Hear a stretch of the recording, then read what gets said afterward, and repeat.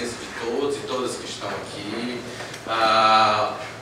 especialmente aqui aos colegas, servidores, colaboradores, estagiários, doutora Isabel Guerra, doutora Giovana, e das boas-vindas ao professor Alexandre Queiroz Pereira, professor da UFC e membro da Rede Observatório das Metrópoles.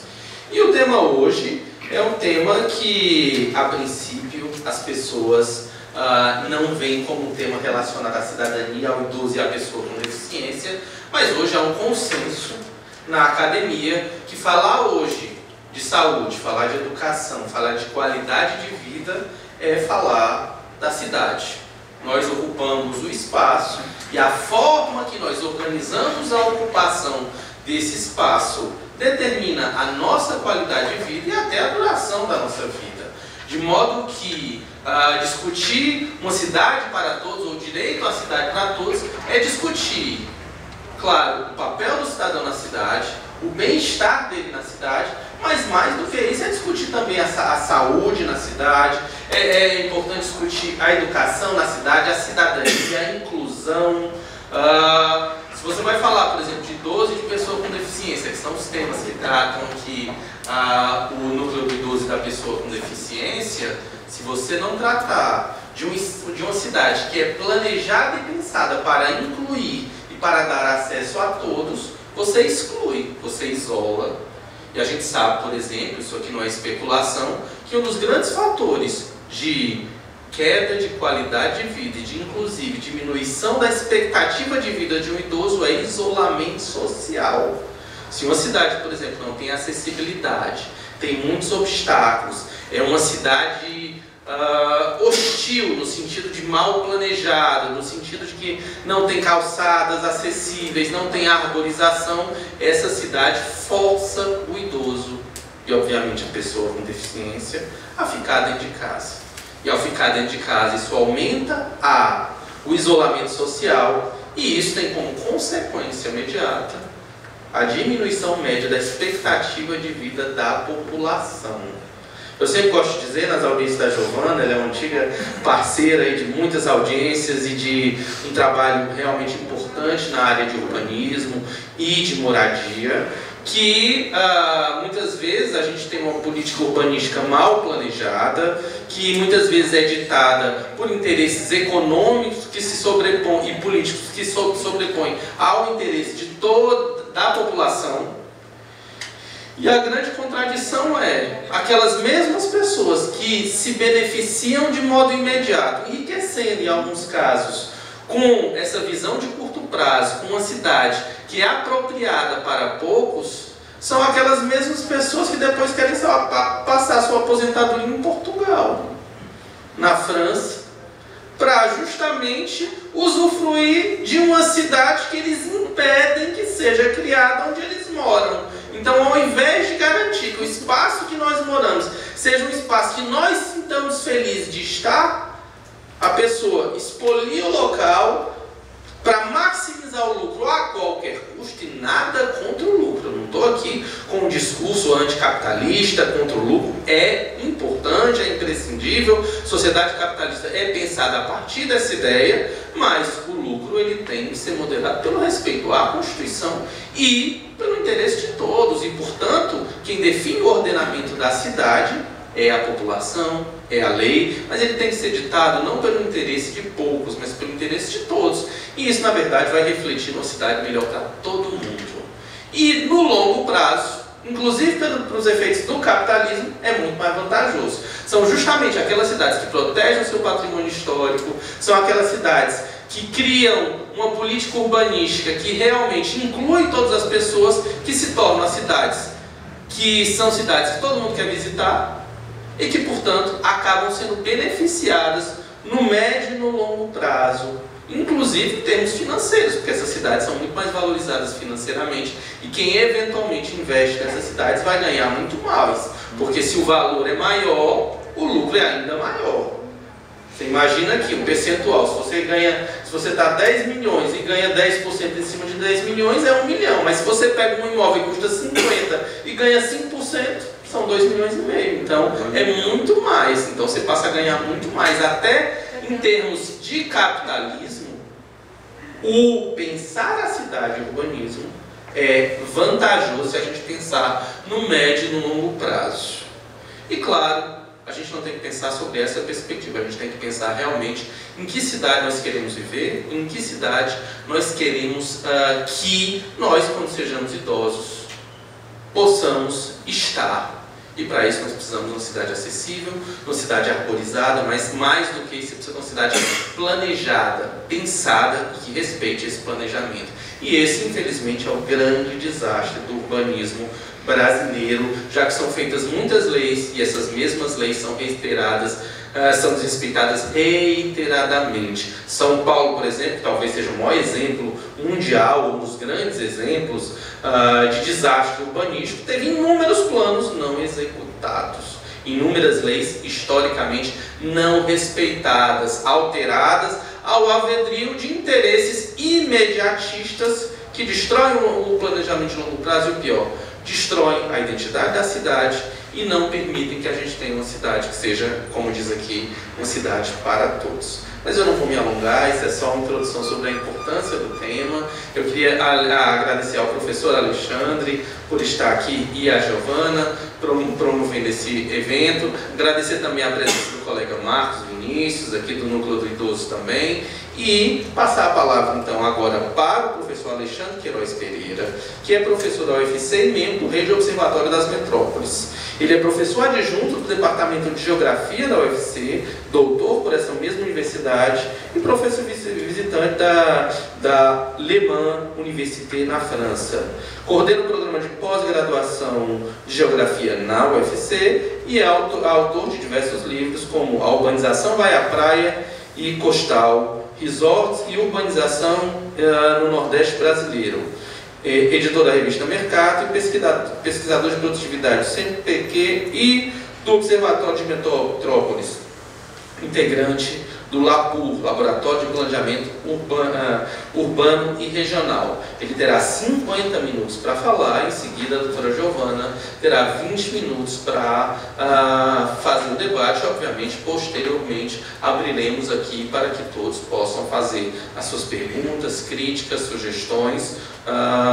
E realmente eu considero esse evento, esse tema precisa entrar na agenda. Quando a gente fala em meio ambiente, a gente pensa na natureza, a gente pensa nos rios, a gente pensa no lixo, e esses são temas muito relevantes. Mas dentro do direito, o meio ambiente engloba também o urbanismo, e todos nós, na verdade, a população vive hoje majoritariamente nas cidades. Se a gente não pensar as cidades, a gente não vai ter uma qualidade de vida adequada. Então, muito bem-vindo, professor Alexandre, por favor. Bom dia. Gostaria imediatamente de agradecer pelo convite. A universidade, ela não é um castelo rodeado de muralhas, na verdade ela é uma instituição pública, é uma instituição que deve estar aberta, e aqui estou representando o departamento, mas também me sinto representante dessa universidade que quer ser diferente, que quer se aproximar da sociedade na sua multiplicidade. Então eu agradeço muito o convite por essa oportunidade de conversar, debater. Essa é a minha intenção aqui. E eu quero também elogiar pela organização desse evento, dessa jornada. Eu acompanho as publicações e vejo como é importante. O papel do Ministério Público é um papel dos mais importantes da nossa República, né? Que chama a um debate, que traz e concilia e gerencia conflitos, ao mesmo tempo põe em destaque questões relevantes para a nossa jovem democracia, para a nossa cidade, para a nossa gente, sobretudo aqueles que mais necessitam. Então, quero agradecer aqui, mencionando aqui o nome do procurador Alexandre Alcântara, quero agradecer o convite.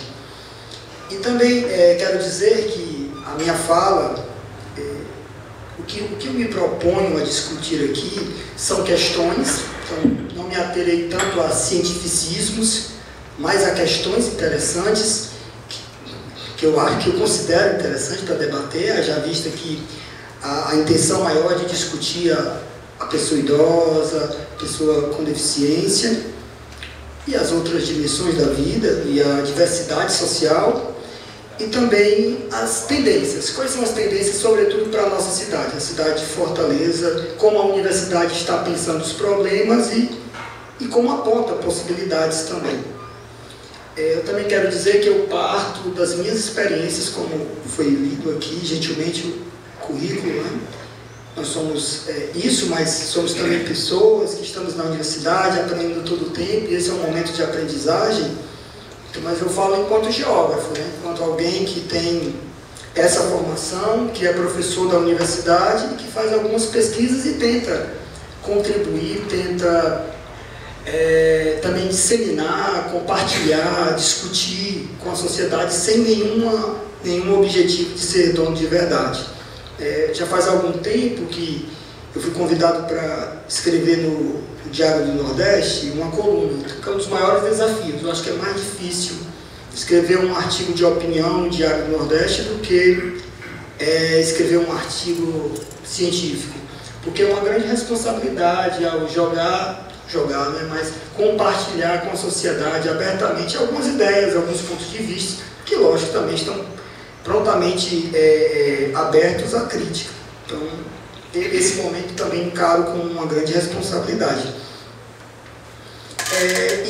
Assim, para terminar essa parte introdutória, eu gostaria de dizer que eu pensei a apresentação, vou até expor, mas nada de tão longo, uma fala em 3 partes. A primeira parte, eu gostaria, como professor, a gente sempre tem esse vício, né? Um bom vício, de introduzir, talvez trazer aqui para a gente conversar sobre do que eu falo quando eu digo direito à cidade. É uma expressão hoje popular, é uma expressão hoje que toma as manchetes de jornal, as capas do livro, mas como é que ela nasce? Qual o seu sentido? E esse sentido foi renovado? Ele vale à brasileira ou ele só vale aonde ele foi criado, aonde ele foi inicialmente pensado? A segunda parte, eu já vou me deter muito mais ao nosso chão aqui, ao nosso território, como na geografia a gente fala, né? A nossa cidade. E não vou partir de exposições gerais, históricas, apesar de que essa semana é a semana do aniversário da cidade, né? Fortaleza completa, acho que 297 anos, se não me engano, uma parte da história desse lugar. Mas vou tentar muito mais aproximar ao que o Observatório das Metrópoles vem discutindo enquanto direito à cidade e uma outra palavra, uma outra expressão muito importante para o Brasil, que se chama reforma urbana. Então, como pensar direito à cidade e reforma urbana em Fortaleza? Quais são as nossas características? O Brasil é um país enorme em todos os sentidos, né? Em tamanho, em riqueza, em problemas, em diversidade urbana. Então, quando eu penso em Fortaleza, os nossos problemas, até para pensarmos as pessoas idosas, as pessoas com deficiência, os mais vulneráveis, né? E, por fim, eu vou apontar algumas demandas do que eu penso que tem guiado um olhar diferente sobre o direito à cidade atualmente, tá bom? Então, eu vou pedir aqui licença para ficar de pé, para passar e ficar olhando ao mesmo tempo a apresentação e compartilhar com vocês. Eu só faço um adendo, ali o e-mail do contato está equivocado, é AQ Pereira, tá bom? Sobrenome Pereira. Quem quiser depois entrar em contato. Assim, antes até de terminar, sempre esqueço, o Departamento de Geografia, né, da Universidade Federal do Ceará, ele se localiza no campus do PC, ali na Humberto Monte, perto ali da Mister Hall. Ele está aberto a todos vocês, ao Ministério Público, a parcerias. Hoje eu me encontro na condição de coordenador, né? É uma situação temporária, mas eu posso falar pelo colegiado do meu curso, que está sempre aberto a parcerias com a sociedade local, a sociedade regional, a sociedade nacional, pensando tudo. Então fiquem sempre convidados, se sintam convidados, acolhidos. Inclusive nós estamos completando 60 anos. Nós estamos fazendo uma série de eventos. Então, eu posso depois repassar os banners. Então, fiquem sempre todos gratuitos, abertos, tá bom? Vamos lá. Qual é o sentido do direito à cidade? Eu acho que, quando eu pensei trazer essa discussão, uma das primeiras questões que eu penso é na arte.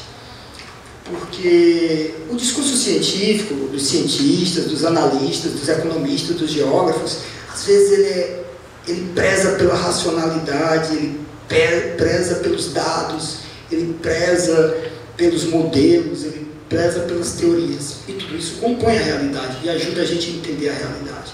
Mas há certos elementos que fogem dessa racionalidade e que exigem outras sensações, outras sensibilidades.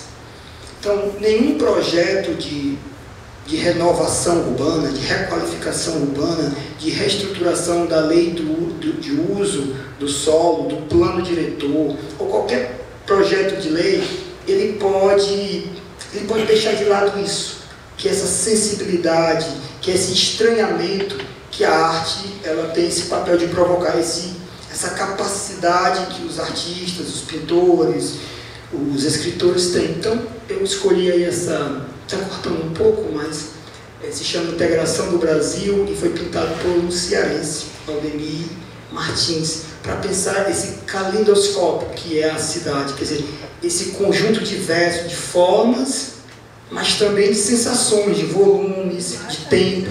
Então, eu acho que essa é uma primeira questão que levanto. Sobre o direito à cidade, aquele senhor que está ali sorridente, lamentavelmente ele já é falecido, né? Faleceu no começo da década de 90, ele se chamava Henri Lefebvre. Ele é um filósofo, pensador francês, muito conhecido no Brasil. As escolas de urbanismo e geografia, aquelas pessoas que pensam a cidade utilizam muito dos seus insights, das suas ideias. Lefebvre nunca parou exatamente para tratar de um caso específico, de uma descrição de uma cidade. Ele sempre foi um grande levantador de ideias, ele sempre foi um semeador, né? E uma das questões que ele semeou e que deixou como marca foi exatamente a expressão direito à cidade. Quem cravou essa expressão, que se tornou inclusive bandeira para movimentos, foi esse senhor, Henri Lefebvre, no final dos anos 60, na França. Todo aquele movimento contracultural, toda aquela discussão no mundo, guerra do Vietnã, as transformações pós-guerra. Então, Henri Lefebvre traz à tona, e ele que crava, e a partir de então nós começamos a mencionar isso como um projeto, como coloca, um projeto que não é só da cidade imediata. Quando a gente fala de direito à cidade, na perspectiva lefebvriana, como nós falamos, não é só daquilo que nos é carente, daquilo que nós precisamos da cidade. O direito à cidade entraria num rol de situações, de um conjunto, onde você parte do seguinte princípio: toda a sociedade urbana, como ele disse, ao se organizar seu conjunto de leis, sua economia, a sua cidade, ela está ao mesmo tempo se constituindo enquanto sociedade. Está fundando as suas bases. O que é aquela sociedade? O que é aquela sociedade para o futuro? O que é que ela valoriza? Quais são as suas premissas? Então, quando o Lefebvre diz o direito à cidade, é sabendo que a cidade não é um lugar comum, não é um conjunto de estruturas de concreto, de aço ou de tijolos. São relações, a vida das pessoas. E a maneira como nós estruturamos essa cidade, ela vai diretamente definir, reproduzir a maneira como nós viveremos nessa cidade, ou seja, como essa sociedade se constituirá. Então, o direito à cidade, nessa perspectiva, é um direito de pensar o futuro daquela sociedade, via pensar a própria cidade. Então, é ter o direito de democraticamente conversar, debater, problematizar, é uma palavra que os sociólogos, os colegas gostam muito de utilizar e é muito pertinente. Problematizar não significa gerar um problema para discutir, para brigar. Problematizar significa dizer, olha, isso não é natural, isso tem um início, tem razões, foi constituído com certos fins. Então, problematizar é dizer, como Como nós podemos mudar isso? Qual é o sentido dessa cidade? Qual é o sentido do futuro dessa cidade? E o que é que isso implica para aqueles que vivem a cidade, né? Que se apropriam da cidade? Ou não, que não se apropriam. Será que esse modelo de sociedade está permitindo uma sociedade e uma cidade mais includente, mais justa? Então, justiça. Aí eu vou lembrar um sociólogo, filósofo francês radicado na França, chamado Cornelius Castoriadis. E ele disse que não existe uma sociedade justa em si, né? Mas uma sociedade que busca constantemente a justiça. Então a ideia do direito à cidade, lógico, é saber que a cidade sempre vai ter problemas concretos, vai ter conflitos, vai ter decadência, vai ter momentos de apogeu, mas os cidadãos, e aí vale lembrar que o próprio termo cidadania e cidadão vem de uma origem da palavra, né, latina, que remete também à mesma origem da palavra cidade. Porque nas cidades políticas, a ideia de cidadão era aquele que tinha uma identificação a uma dada cidade e, por assim dizer, se identificava enquanto pessoa, enquanto conjunto social, com seus direitos, com seus deveres. Então, é preciso saber que quando nós falamos de cidade, nessa lógica do direito à cidade, nós estamos falando de uma arena de disputas. Parece forte, né? Parece exagerado, uma arena de disputas, mas sim, são disputas de caráter. São disputas, inclusive, legais, são disputas próprias da sociedade, de dizer que há diferentes interesses ao constituir uma cidade, ao pensar no orçamento de uma cidade, ao pensar obras e intervenções, lugares por onde essas obras e intervenções passarão. Então, tudo isso segue princípios de grupos sociais. Então, o direito à cidade, na perspectiva lefebvriana, leva em consideração isso, que nós não podemos descartar essa questão. Então, o direito à cidade é um direito de pensar a cidade e pensar a sociedade. Quer dizer, é uma tentativa de pensar o que Aristóteles chamava de vir a ser. Nós somos enquanto ato e potência. Nós somos, mas nós podemos vir a ser. Então, a cidade é sempre um espaço de múltiplas relações e em todas elas há uma série de possibilidades para que nós cheguemos em algum lugar diferente. O que o Henri Lefebvre chamava de utopia, um outro lugar. Não um lugar do sonho, mas um lugar possível. Então, essa é talvez uma observação do sentido do direito à cidade cravado pelo pensador. Todavia, tudo que a gente joga no mundo sai do nosso controle. Então, quando o Henri Lefebvre produz a sua teoria, quando ele pensa o mundo, sobretudo o mundo do norte, né, o mundo da Europa, ele joga esse conjunto de ideias que depois são abraçadas por outras pessoas com outros objetivos e que produzem diferentes interpretações. Passam a pensar o sentido do direito de cidade de forma diferente. E no terceiro mundo, eu coloquei entre aspas, porque era uma designação muito comum dos anos 70, dos anos 80, a divisão do mundo, né, geopoliticamente falando. Mas o terceiro mundo, como diz um grande geógrafo brasileiro, Milton Santos, é uma expressão do que se constituiu enquanto cidade urbana em países como o Brasil, países situados na América Latina, na África, em boa parte da Ásia. E essa urbanização, quer dizer, a constituição da cidade, o crescimento das cidades, tudo isso foi marcado por muita desigualdade. Por crescimento econômico, por crescimento do tamanho das cidades, mas também por muita desigualdade. A cidade ela tem um papel de concentrar, que é interessantíssimo, ela concentra tudo, inclusive muito problema, muita desigualdade e pobreza. Isso está registrado nos documentos, nos livros, você pode pensar, e é, inclusive, um marco histórico que ainda, infelizmente, caracteriza muito as nossas cidades. Então, é por isso que esse modelo, essa ideia do direito à cidade, traduzida à brasileira, traduzida à lógica do terceiro mundo, está muito associado ao nosso modelo de urbanização precária.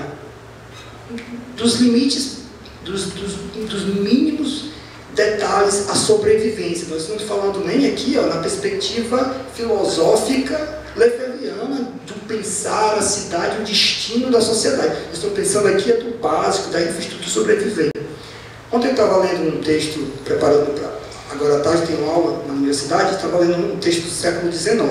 E estava falando das características das cidades por volta de 1843, na Inglaterra, na Grã-Bretanha. Ele estava falando de Manchester, né, que é o símbolo daquele momento da riqueza, da industrialização, da transformação da cidade, assim, da técnica, da máquina, de tudo aquilo que a humanidade estava produzindo enquanto modernidade. E o autor traz um texto de um pastor, de um padre, que estava relatando a sua paróquia. E ele falando dos bairros de má fama, que se chama bairros de má fama, e comentando que ele chama lá de jardas quadradas, né, mas mais ou menos eu fiz a conversão num espaço de 2 metros quadrados, que é mais ou menos isso aqui, 2 metros quadrados, mais ou menos isso aqui, né? 2 metros quadrados. Moravam 7 pessoas. 7 pessoas. Isso era um espaço alugado, e o que eles ganhavam trabalhando nas fábricas, isso independia se era homem, mulher, menino, não dava para pagar sequer o valor daquele aluguel. Ele comenta o caso de uma senhora que foi encontrada morta, que para descobrir o corpo tiveram que tirar tantas penas, porque lá só tinha um pequeno vão, e que ela estava, o corpo já encontrado depois de morta, uma trabalhadora, todo picado de insetos. Então esses e alguns mais relatos de 1843, na Inglaterra, espaço central da riqueza mundial do final do século XIX. E tudo isso representou para a Europa um conjunto de transformações que levaram a hoje o que a gente pensa de Europa, né? De qualidade de vida, de cidades bem pensadas, de respeito aos idosos, de políticas públicas mais justas, de democracia, de abertura ao debate.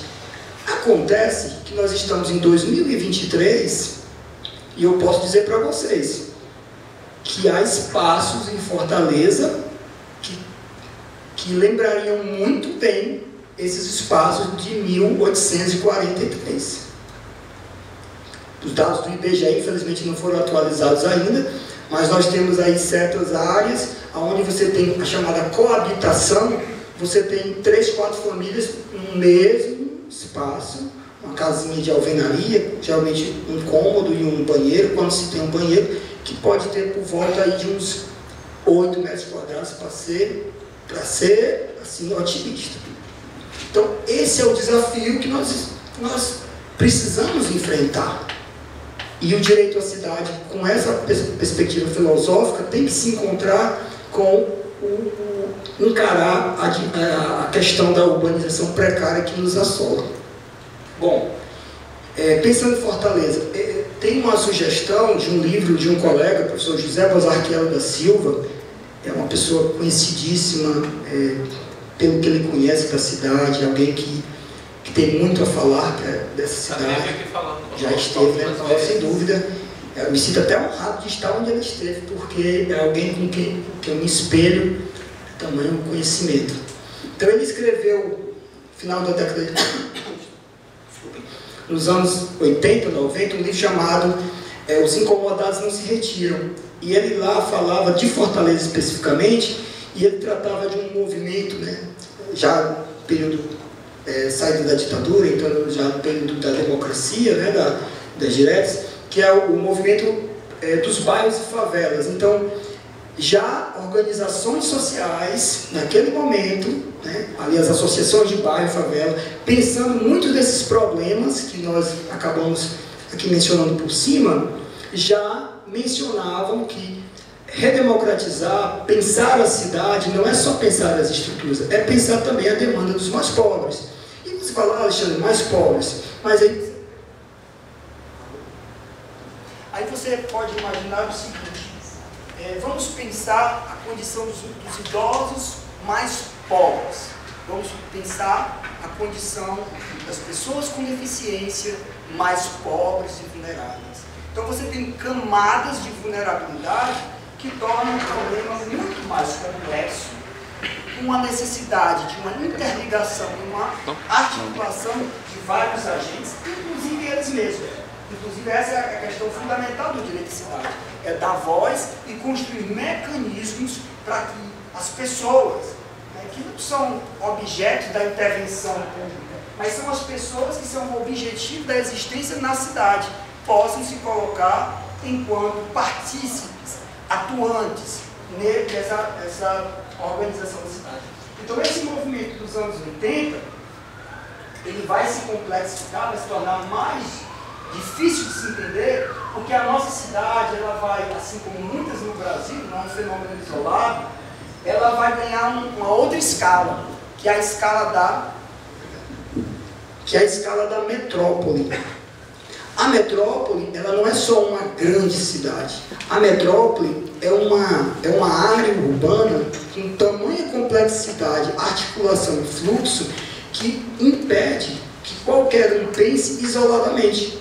Então hoje, quando eu falo de metrópole, eu não estou falando só de Fortaleza. Olha aí a complexidade. Eu estou pensando em Maracanaú, eu estou pensando em Calcaia, porque os nossos problemas não são mais da cidade, são problemas da metrópole. Problemas que a gente nem imagina, como, por exemplo, para onde o nosso lixo vai. Da onde vem a água que tomamos. Como está o transporte, a mobilidade das pessoas que trabalham conosco e que não moram exatamente no bairro ao lado do seu emprego. Então, essas são questões que tornam a situação e a discussão do direito de cidade mais complexa. Já era complexa quando o professor José Bozarquiel escreveu o livro Incomodados Não Se Retiram. E hoje ela ganhou em escala. Toda mudança quantitativa também implica uma mudança qualitativa. Isso vai tornar o nosso desafio ainda maior. Nós todos, né? Inclusive cientistas. Então, quais são os nossos desafios? Bom, eu trago aqui, já entrando na segunda parte da fala, eu trago um livro que nós lançamos recentemente, organizado junto ao Observatório das Metrópoles. Ele é gratuito, está aberto, PDF, qualquer um pode acessar, foi financiado com recursos públicos, tá bom? Nós, infelizmente, não temos muitos impressos, depois eu vou mandar aqui alguns para ficar, não sei se vocês têm uma biblioteca, mas para ficar registrado. Obrigado. E nesse livro, o desafio maior foi falar de um modo muito aberto e pensar o que é que as pesquisas na universidade têm a falar sobre reforma urbana e direito de cidade. Bom, o direito de cidade eu já falei. E a reforma urbana é todo um processo de pensar as bases dessa cidade, de pensar como a cidade pode mudar. O acesso a uma série de questões que são significativas para a vida justa, para a vida digna, para a vida que todos merecemos.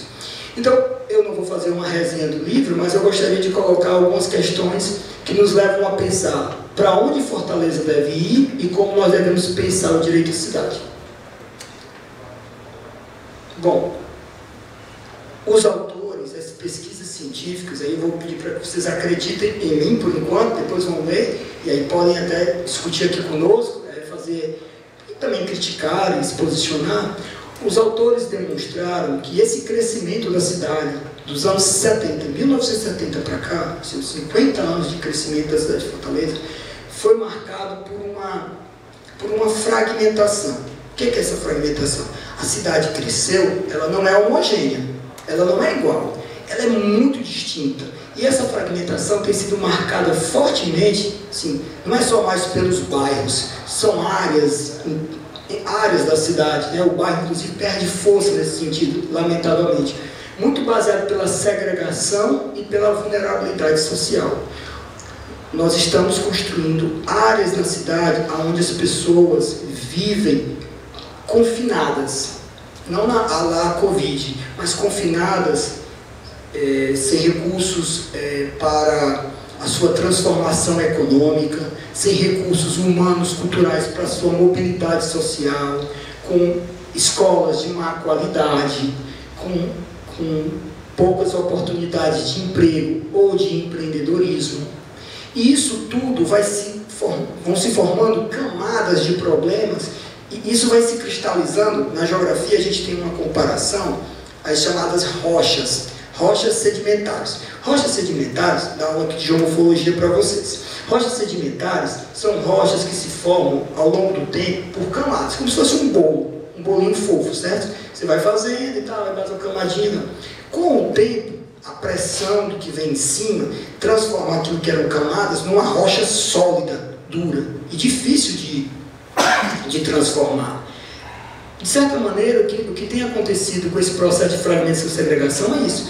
Você vai jogando camadas de problemas, pouco solucionados, e com o tempo vão se cristalizando e tornando cada vez mais difíceis de você resolver. Não à toa que hoje, quando nós falamos da violência, dos grupos criminosos, é difícil você pensar em soluções rápidas e claras, né? Se pensa, lógico, em soluções como a polícia, que deve existir, mas como não é solução, isso outras cidades já mostraram. Então, que há camadas e camadas, e essa segregação não se refere mais só à cidade de Fortaleza, se refere a todo esse pacote em relação à vulnerabilidade dos idosos, por exemplo. Os colegas Clélia Lustosa e Eustógio Dantas, eles escreveram um artigo, à época, no finalzinho daquele período mais duro da pandemia, e eles pegaram dados de 2 áreas da cidade. Então, eles classificaram como áreas de adoecimento e zonas da morte. Áreas de adoecimento, muitos casos de adoecimento: Meireles, Aldeota, Praia de Iracema, muitos adoecimentos, muitos casos de Covid. Áreas da morte: Barra do Ceará, Vila Velha. Então, na Aldeota você teve mais casos de adoecimento, mas não com o mesmo índice de mortes que você teve no Vila Velha e no Grande Pirambu. E principalmente quem? Idosos, porque eram bairros com um grande número de idosos. As UPAs colapsaram, né? Eu acho que tem os estudos, o Tanta, que hoje é chefe da epidemiologia do Estado, e que na época era chefe da epidemiologia do município, demonstrou realmente essa incidência absurda, né? Os mapas de calor demonstram claramente essa incidência muito maior, e nessa época também houve um colapso total das UPAs desses locais, e obviamente as pessoas simplesmente não tinham nem mais como ir para as UPAs, porque ela estava completamente colapsada, completamente lotada e sem condições. O pessoal no corredor, e não só no corredor, não tinha nem mais no corredor lugar, não tinha ponto de oxigênio. Isso aí mostra também que a desigualdade nas cidades tem e a falta de estrutura e do planejamento urbano. A Giovana gosta de tratar sempre de um tema também, que é a questão do Minha Casa Minha Vida, e dos muitos problemas que foram causados porque são feitos em áreas isoladas, sem nenhuma infraestrutura, inclusive de saúde. E essa população, eventualmente, quando adoece ou quando tem uma pandemia, simplesmente não tem para onde ir. O que já era sobrecarregado, fica ainda mais sobrecarregado, não tem um hospital, e obviamente isso vai refletir, inclusive, na saúde, na morte dessas pessoas. E essas questões, quando analisadas muito rapidamente, elas geram chamados determinismos. Lembra daquele caso do século XIX que eu acabei de falar, né? Pessoas, sei lá, 20 mil pessoas morando, onde deveriam morar 5 mil, 4 mil pessoas. Lógico, a cidade reúne tudo, inclusive os patógenos, que nós vimos pela pandemia. Então, as pestes, as doenças, onde é que elas vão se manifestar primeiramente? Em lugares muito adensados e sem as infraestruturas. Mas ao invés de você discutir todo esse processo, vai dizer, não, essa peste, essa doença vem dos mais pobres. Aí você faz uma vinculação direta à pobreza e doença. A mesma coisa hoje se fala pobreza e violência. Então, por isso que a gente estava falando, a ideia da problematização é evitar esses raciocínios muito rápidos, que são, na maioria das vezes, muito simplistas. E dessa dimensão da vulnerabilidade, como foi mencionado aqui, se aqueles problemas existem, e como a professora Clélia Lembra Costa disse, se você tem uma estrutura de oportunidades, mais vulneráveis elas serão. Você imagina que é o isolamento social se você vive em 8 metros quadrados, 8 pessoas, crianças, idosos, multigeracional. É impossível. Tanto é que, nesse artigo, os colegas já diziam que a lógica da vacinação, ela não deveria ser necessariamente só por questões etárias, apesar de que os idosos mereciam, mas etárias e territoriais, inclusive com prioridade para idosos naquelas circunstâncias. Então, levar em consideração o critério geográfico espacial. Mas isso não foi feito. Lamentavelmente, houve muito mais mortes do que era para ter acontecido, né? Infelizmente.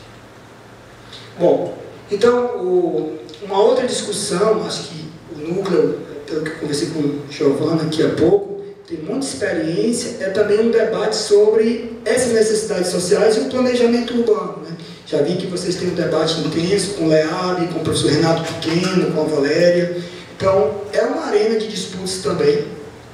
É um espaço de muito conflito, pensar a cidade. Eu aqui não vou entrar nesse espaço, porque levaria muito tempo, mas é só pensar que Fortaleza é uma cidade que tem um amor pela modernidade e que acha que moderno é assimilar tudo o que está sendo produzido lá fora de maneira assim instantânea, né?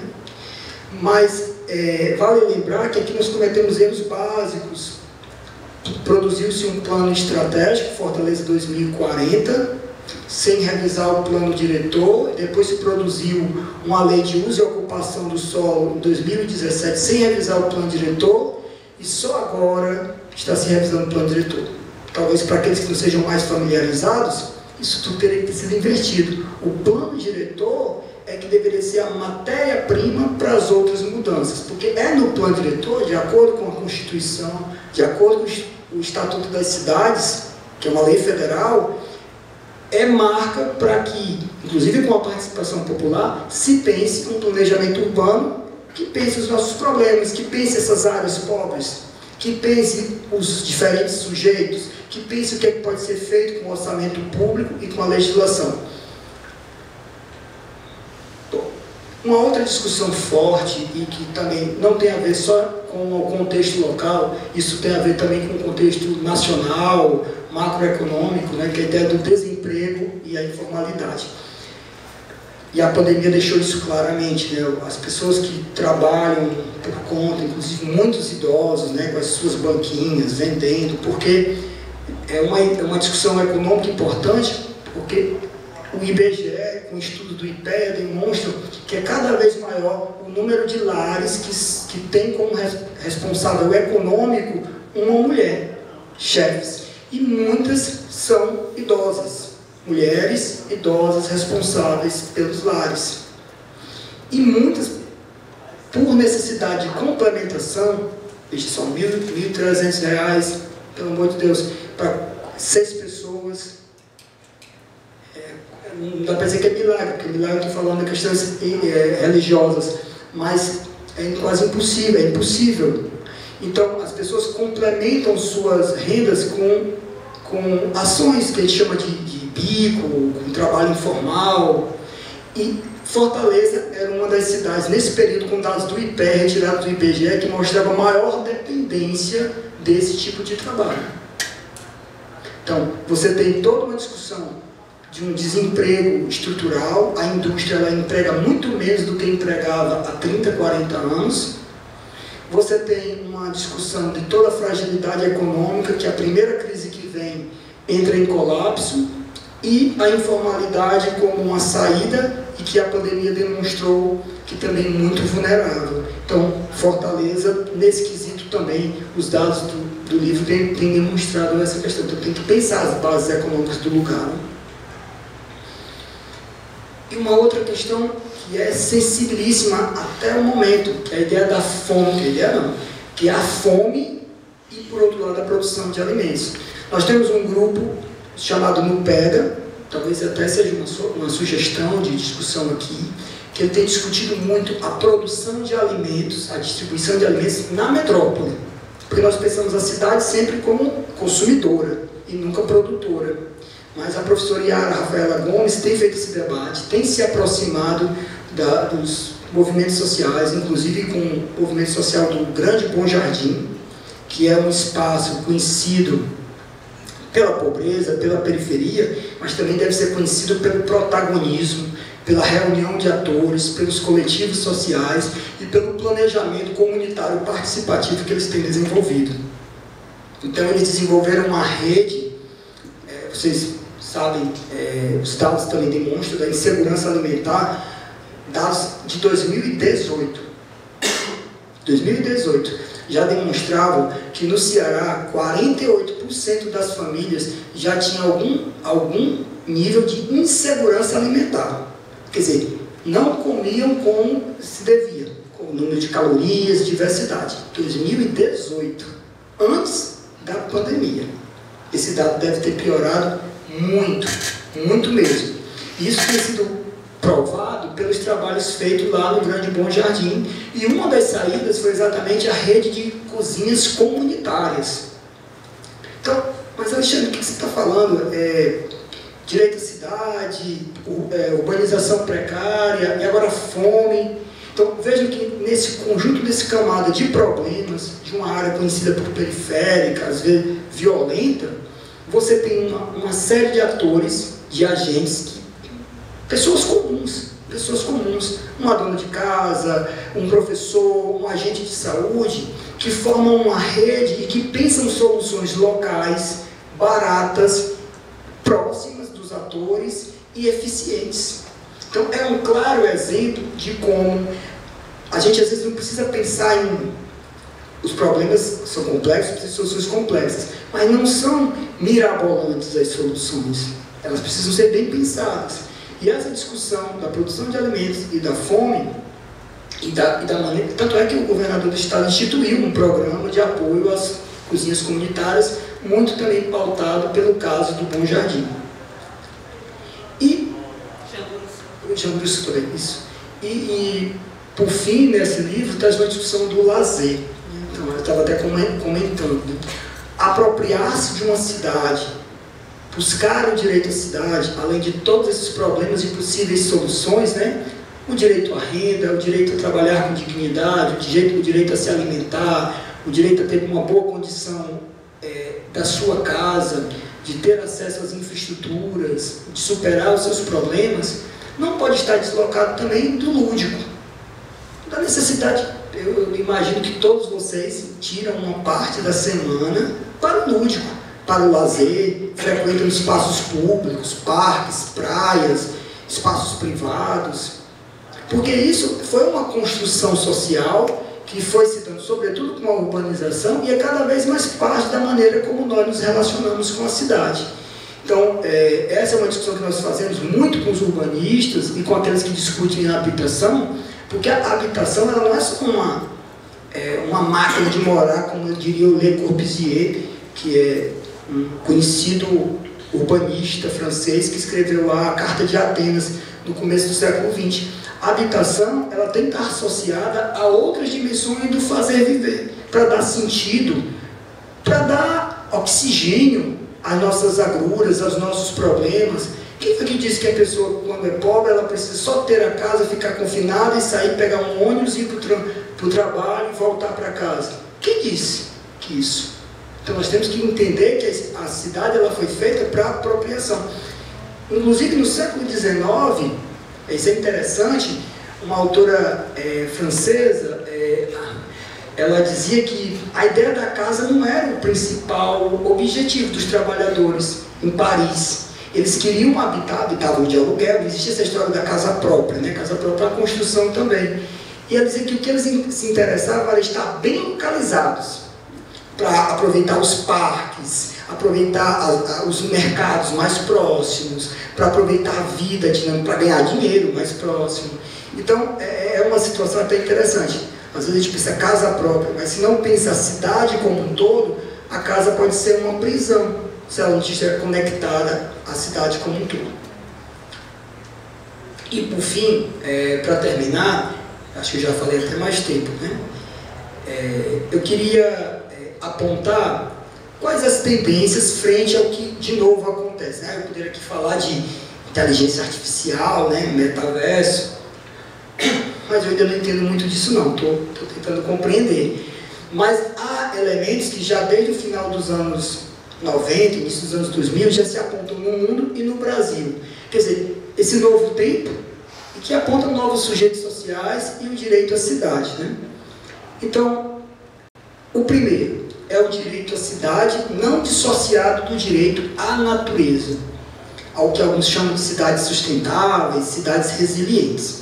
Por muito tempo se imaginou que cidade não é natureza, apesar de que toda cidade se dá sobre uma base natural.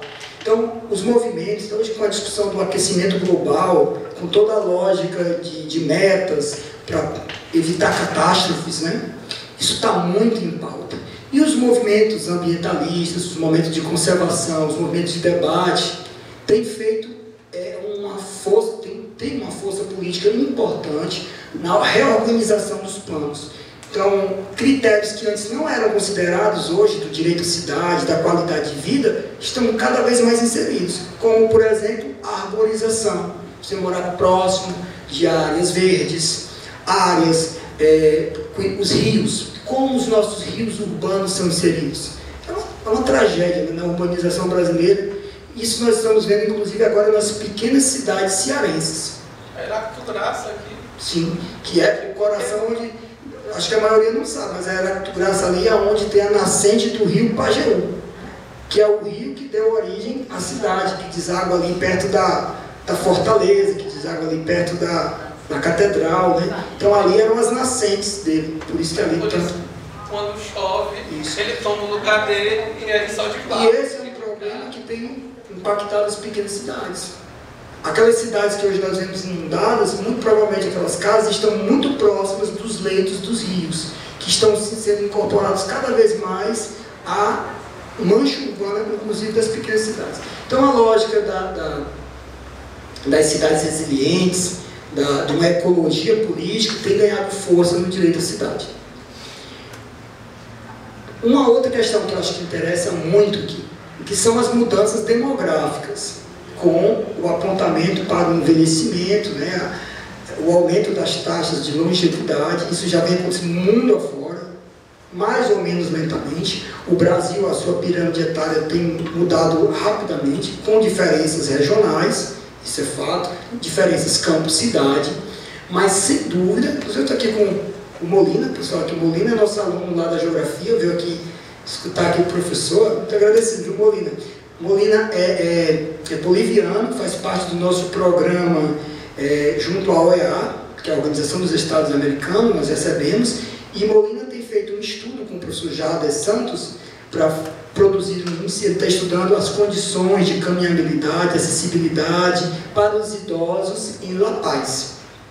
Então, alguém que depois podem conversar com Molina para conhecer como esses problemas são ou não resolvidos em outras cidades, né, Molina?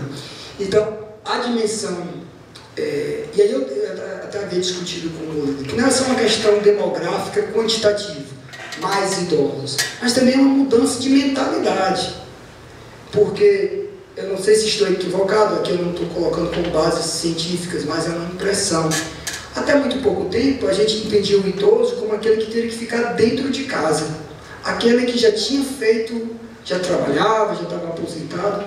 Isso não se pega mais. Primeiro que as condições de saúde melhoraram muito, as pessoas conseguem atingir...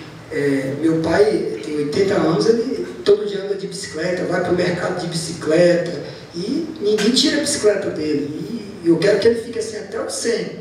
Então, nos parece que há um movimento que os próprios idosos estão reclamando. Nós queremos a cidade, nós não somos inúteis, mas para isso nós queremos também condições, nós queremos calçado, nós queremos transporte, e aí volta aquela lógica da rocha, as camadas de problemas cristalizados.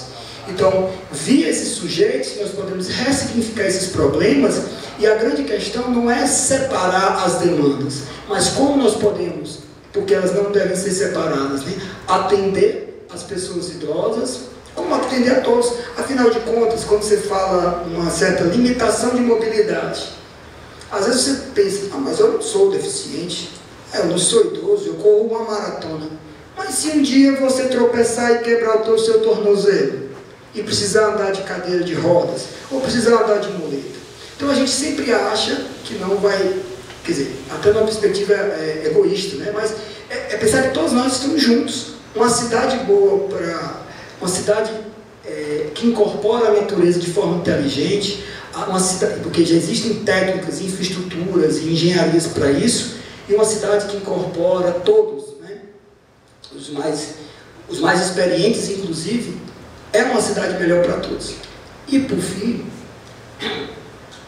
o respeito à diversidade própria da sociedade. Eu vou terminar com a fala do Henri Lefebvre. O Henri Lefebvre dizia que a cidade é o lugar da diferença. O urbano é o lugar da diferença, mas não da desigualdade. A desigualdade é aquilo que marca o fim da cidade. Quer dizer, se todos nós fôssemos repartidos e cada um no seu gueto e apartado, produzindo cidades boas para uns e terríveis para a maioria, isso significa o fim de um projeto de sociedade ou qualquer projeto de direito à cidade. Então, nós temos que encarar todo o espectro de diversidade, de cor, de religião, de afetividade, de formas de demonstrar o amor. Porque, afinal de contas, existem certos parâmetros com os quais nós podemos conversar sem ser igual ao outro. Então, eu posso falar de uma cidade, de um bem-estar e um respeito à pessoa humana sem comungar com a religião, sem comungar com a dimensão do partido. Isso aí se chama construção social de uma civilidade urbana. Inclusive, o termo urbano, o urbano nasce do contrário do rude, o urbe e o rude. O rude é o ignorante, o incivilizado. E o urbe, o urbano, tem até um papo, né? Papo urbano. Urbano é o civilizado. Então é isso que nós temos que pensar quando pensamos em cidade. Nós não estamos pensando só em muros. Nós estamos pensando que,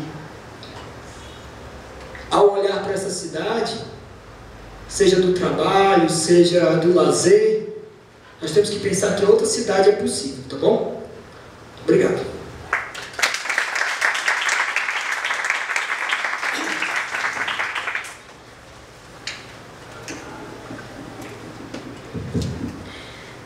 Fica fácil debater agora, depois da fala do doutor Alexandre, porque ele levantou tantas questões interessantes que realmente assim informam muito a minha atuação no Ministério Público, toda a sua fala, né?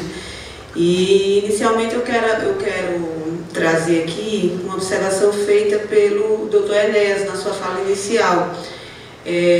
Doutor, ele fala que as leis existem, né?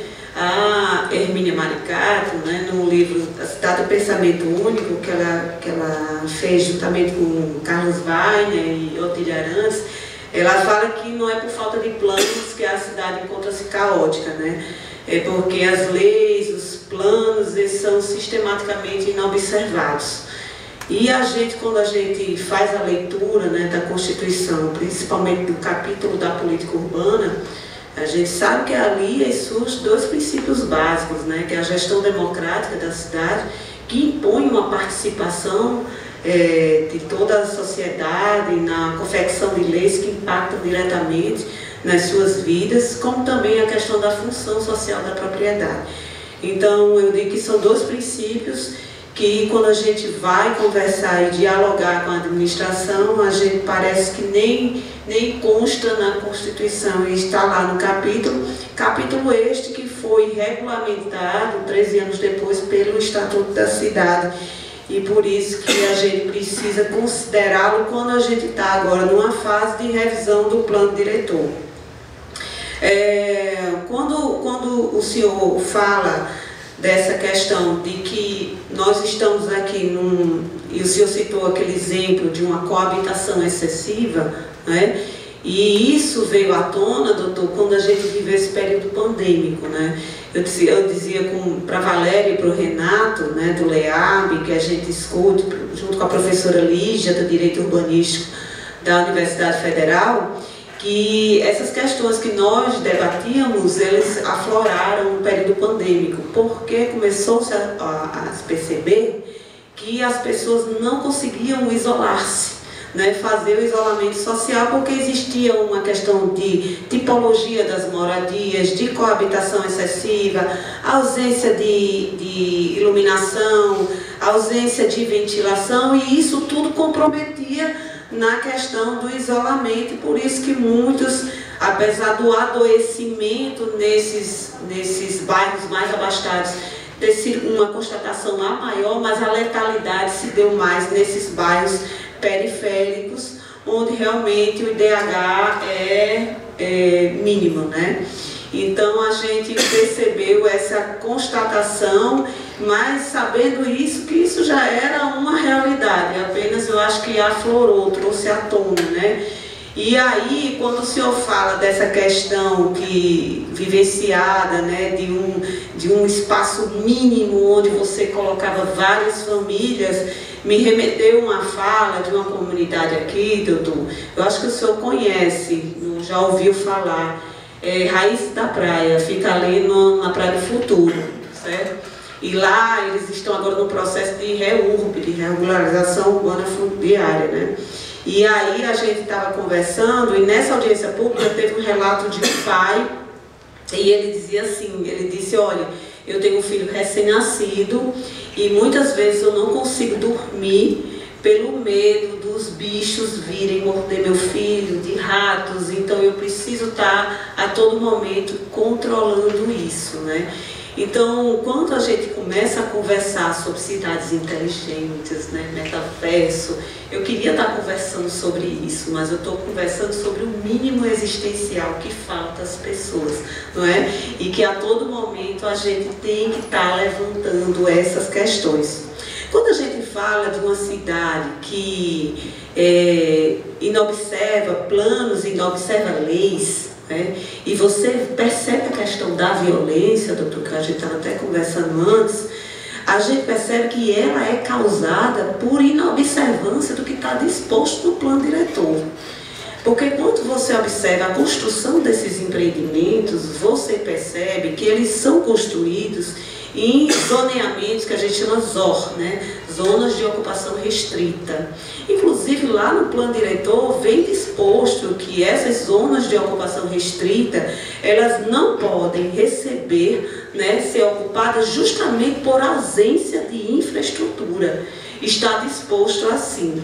E justamente o gestor faz o contrário do que determina o plano. Constrói grandes empreendimentos, posso citar aqui o Cidade Jardim, com 5.444 unidades, não são só 5.444 pessoas, mas unidades implica aí, multiplique num adensamento, né?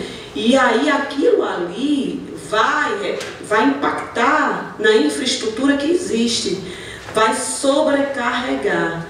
Então, muitas vezes você consegue alocar essas pessoas no posto de saúde e nas escolas, mas em sua maioria eles ficam a descoberto.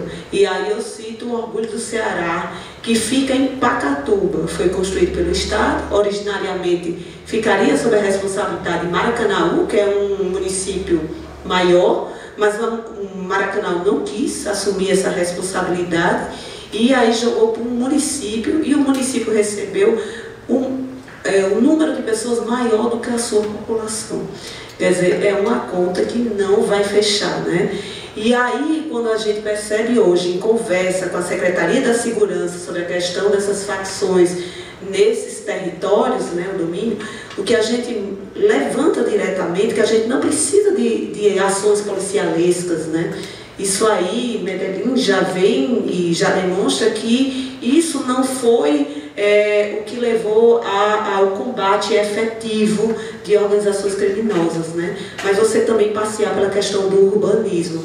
Noções básicas, né? Iluminação pública, você fazer a limpeza do local, você trazer às pessoas aquele sentimento de pertença com o território.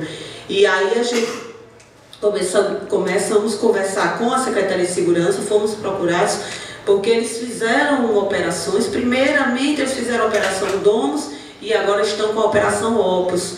E estão começando a entender que eles meio que nadam e morrem na praia porque eles tinham uma visão eminentemente repressiva.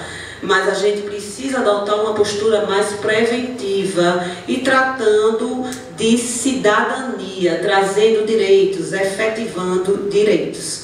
E aí a gente acompanha essa demanda também. Quando você fala da questão de não termos, né, essa centralidade das moradias, que é isso que a gente conversava, que muitas vezes as pessoas têm uma visão equivocada do que seja o direito à moradia, né? Entende como uma parede e um teto e pronto. E não é isso que interessa à população. Eu trato ali e atuei e subsidiei minha atuação através de um parecer até do doutor Jeová Meirelles em relação ali ao Cais do Porto, numa tentativa de remoção, não é? Porque a todo momento a gente não consegue conviver com as diferenças e a diversidade, e acho muito curioso essa visão, porque quando você faz uma análise do plano de habitação de interesse social, o PLIS, não é? Você percebe que 42% da população de Fortaleza ocupa apenas 12% do território. Então você percebe que é uma cidade desigual, é uma cidade adensada. E quanto mais áreas ociosas, mais se pretende remover. E aí você vai para o princípio da função social da propriedade, que muitas vezes é interpretado de forma equivocada. Mas vamos lá dar um exemplo. A gente tem uma área e a gente remove essas pessoas para essas zonas de ocupação restrita, sem infraestrutura. O Estado vai ter que bancar essa infraestrutura e, ao mesmo tempo, a gente tem aqui um centro subutilizado, com vários prédios ociosos, com infraestrutura consolidada, e as pessoas, ou então terrenos subutilizados, e as pessoas esperando a valorização dessas áreas. E não existe uma contraprestação através da imposição do IPTU progressivo, que seria uma forma de você canalizar também recursos para o fundo de urbanismo, né, o fundo de habitação, para subsidiar outras políticas. Então você observa que a cidade ela é orientada segundo um segmento da sociedade. Então, assim, como a Inés colocou, não que nós sejamos contra a questão dos lucros, mas a gente precisa de uma cidade mais includente. E uma cidade mais includente é uma cidade que aproveita melhor os seus espaços, né? Eu acho que quando a gente tiver uma cidade em que as ruas estejam ocupadas, as pessoas estejam caminhando, isso aí vai ser uma cidade mais segura. Eu vejo que a gente tem uma percepção equivocada, porque quando a gente vai levantar a questão da função social da propriedade, não, mas ali é uma propriedade como se fosse um direito absoluto, e não é. Eu trabalho nessa questão das remoções, dos processos de remoção, e muitas vezes sou provocada sob o discurso de que não, eu vou remover porque aquela área está na precariedade, não tem saneamento, não tem iluminação pública. Mas essa precariedade é ocasionada pela sua omissão de agir, de atuar nessa área. E muitas vezes, ao escutar os discursos que servem para remover comunidades, eu me pego a pensar, será que essa omissão ela não é deliberada, ela não é propositada justamente para justificar a remoção dessas áreas, para justificar a remoção quando a área interessa à especulação imobiliária, né? A gente tem processos, e o interessante, doutor Alexandre, é que esses processos de remoção, eles passam de geração em geração.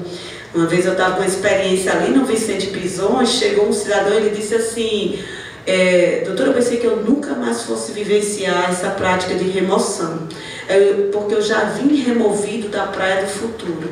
Meu pai foi submetido a um processo de revisão, de remoção quando eu era criança, e hoje eu passo esse mesmo processo no bairro do Vicente Pison. Então a gente precisa encarar isso, porque a cidade, ela, em determinado momento, o vice-prefeito Elcio Batista esteve aqui no Ministério Público e ele fez uma fala de que uma cidade espraiada é uma cidade que não se paga, porque realmente é uma cidade cara. Porque a partir do momento que a cidade vai se espraiando para essas áreas em que não tem infraestrutura, isso tudo vai ter que ser bancado pelo Estado. E aí eu acho que a gente precisa também observar isso. O senhor trouxe também a questão da insegurança alimentar. É um tema aqui debatido, inclusive eu faço parte de uma comissão no Conselho Nacional do Ministério Público que debate essa temática, acompanha a questão da população em situação de rua. Com esse período pandêmico, aumentou sobremaneira, porque isso repercutiu no orçamento familiar. Muitas pessoas foram parar nas ruas, seja para acessar as ruas como seus locais realmente de dormida, ou seja para acessar ações solidárias de distribuição de alimentos. E aí a gente, em contato com a Lia Freitas, a primeira-dama, foi realmente realizado um programa, Ceará Sem Fome, que o foco principal são essas cozinhas solidárias, né, cozinhas comunitárias.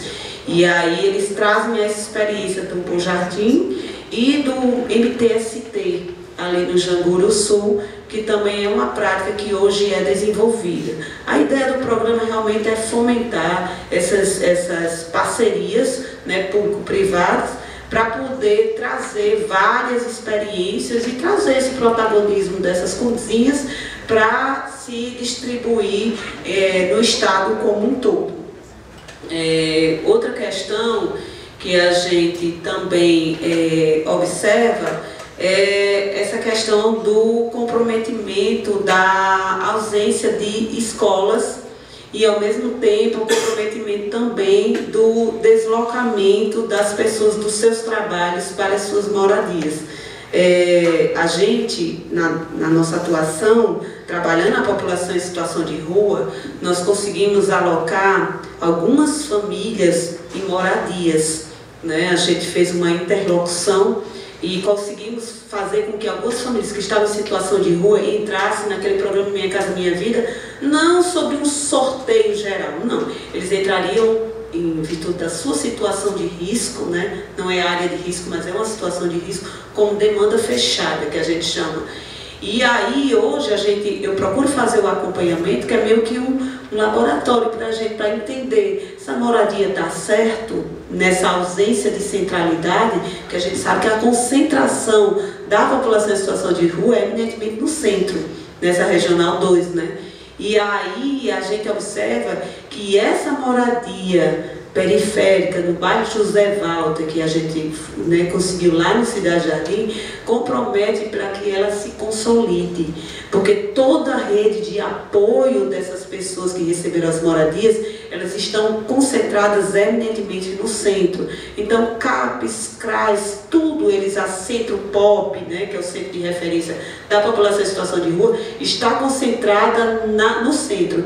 E realmente a gente observou, doutor, que a centralidade das moradias repercute para a emancipação dessas pessoas. Por isso que quando eu digo que deve existir necessariamente, em toda a política que você for elaborar, uma transversalidade para que se impacte positivamente na vida das pessoas que vão ser atendidas por essas políticas. Eu acho que para problemas complexos não cabe compartimentar ações, né? O Morin já falava isso, Edgar Morin. Então a gente precisa dialogar, né, as ações, passeando, promovendo essa intersetorialidade das políticas. Eu acho que hoje o que eu percebo é que as políticas elas são pensadas de forma isolada e talvez por isso não se tenha êxito. Então eu acho que a gente precisa debater novamente sobre esse assunto, nós iremos promover um seminário chamado Moradia Adequada. Vamos contar com a presença da professora Raquel Ronick, que foi do relatório da ONU sobre moradia adequada. Vamos contar com outros estudiosos e quero muito contar com a sua presença, doutor, porque eu aprendi muito com o senhor hoje. Muito obrigada, viu? Parabéns. Pode passar a palavra para o senhor responder, agradecendo as palavras da doutora Giovana. Em seguida, já abri aqui para pergunta, já tem uma pessoa ali atrás que levantou a mão. Bom dia. Primeiro, parabenizar pelo evento em si, né, pela proposta. Sou Leonardo, minha primeira formação foi licenciatura plena em Educação Física e sou advogado, né, das comissões que eu milito em todo o tirocínio da advocacia. Uma delas, aliás, todas são extremamente caras, mas uma delas é a direito à saúde, a outra é ESG e estudos constitucionais, né? E nessa especificamente em estudos constitucionais eu tive o prazer já de formar colegas advogados, visto que eu dou aula em segunda fase de direito constitucional. Nessa trajetória aos 41 anos, a apresentação do professor foi brilhante, né? Ele começou com perspectivas fora da caixa. Ele concluiu com a manifestação e expressão de depoimento e testemunho, que é um testemunho familiar, provavelmente no DNA, e aí eu estou falando numa matriz mesmo de identificação do que a ciência nos permite. No seu DNA, provavelmente a herança genética para fins de atividade física e uma vida plena, ela vem. Então, assim, essa mudança de comportamento, principalmente num evento que nem esse, não é desmerecer tudo que é discutido na dinâmica do idoso. ILPI, instituições de longas permanência, enfim, não estou colocando em xeque nada disso. Até porque faço parte de alguns coletivos, dentre eles o Fórum Cearense da Pessoa Idosa.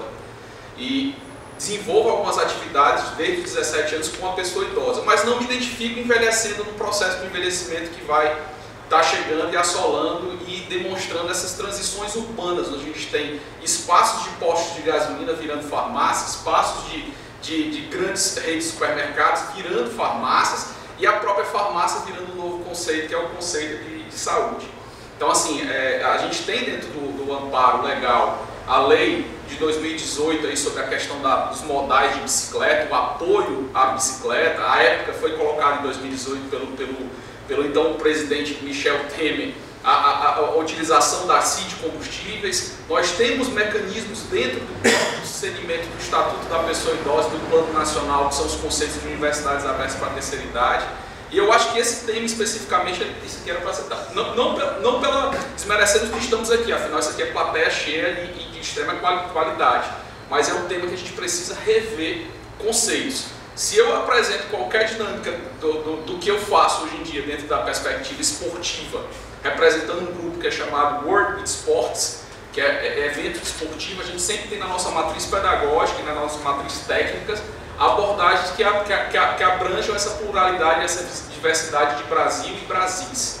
Então, assim, só tenho a agradecer e estamos à disposição enquanto OAB também para essas discussões, afinal ela é extremamente importante.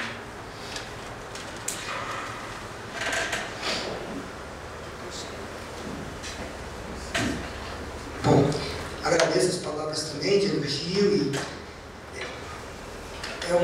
é sempre interessante quando a universidade, acho que eu sempre cravo muito isso, porque enquanto professor, nós vamos tentando nos adaptar às novas gerações, né? Nós estamos sempre assim como uma espécie de Peter Pan, sempre ficamos lá na universidade e as gerações vão mudando. Nossos alunos, o meu aluno de 20 anos não é o mesmo que tinha 20 anos há algum tempo atrás, a cabeça, né? E quando nós estamos nesses espaços, também é um momento de estresse positivo, de tentar adaptar a maneira como comumente a gente discute os assuntos e muito de aprender, né? Aprendi muito aqui com a fala da Giovana e pela sua experiência, pelo seu debate. Acredito que a geografia e os estudiosos da cidade, eles precisam estar muito mais nesses fóruns, conhecer essas realidades, essa realidade que você falou do pai, lá das raízes da praia, né? Lembra até os depoimentos lá do século XIX, né? Parece. E vejo que uma das questões que você trata, que é um desafio, porque vai de encontro a muitos interesses econômicos. Algo que mudou muito, né, na cidade, ao longo do século XX, é que a cidade se tornou um grande negócio. A cidade é um grande negócio. Nós temos, eu não vou fazer nenhum diálogo sobre o sistema econômico, mas mundialmente o Estado, na sua perspectiva mais ampla, né, é chamado para intervir a fim de redefinir essa cidade e redefinir essas molas econômicas nas quais a cidade está assentada. Então eu acredito que isso é uma grande dificuldade para cravar e constituir um projeto de direito à cidade na contemporaneidade. Do contrário, a gente fica muito nas perfumarias, como você mesmo acabou de discutir. Qual é o conteúdo social das localizações? Metro quadrado na cidade não é um metro quadrado absoluto geométrico. Ele tem um valor social, simbólico, cultural. Então, 40 metros quadrados em um quadrante da cidade não tem o mesmo sentido do outro. Isso é um princípio clássico da economia espacial. O conjunto de serviços, o conjunto de qualidades de vida, isso pode ser um foguete para alavancar a qualidade de vida ou servir como uma grande âncora que só puxa. Tem um sociólogo uruguaio que trabalhou muito tempo na CEPAL, que ele fez estudos sobre educação em bairros. E ele comprovou que se uma criança nasce num bairro onde a maioria dos adultos e tal é analfabeto, ou que tem uma baixa qualidade educacional, há uma maior tendência daquela criança se manter com baixa qualidade educacional.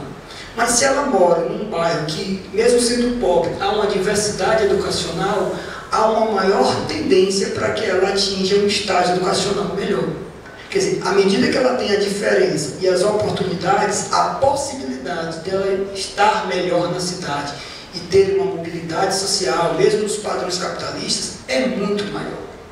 Então, isso é dado, concordo com você, quando fala da centralidade da habitação e como isso não sendo pensado, vai criando mais aquelas camadas de pobreza e de problemas insolúveis que depois não há legislação que dê efeito. Bom, sobre a proposta do Leonardo sobre a educação física, o direito à saúde, vinculado ao direito ao... Eu não sou conhecedor das lógicas da educação física, mas uma coisa que percebo é que, conversando até com colegas e outras pessoas, quando nós falamos das atividades físicas, nós falamos também de possibilidade de apropriação da cidade. E a cidade está repleta disso, né? Às vezes a gente fala muito de problema, porque os problemas precisam ser mencionados, mas há soluções, grupos.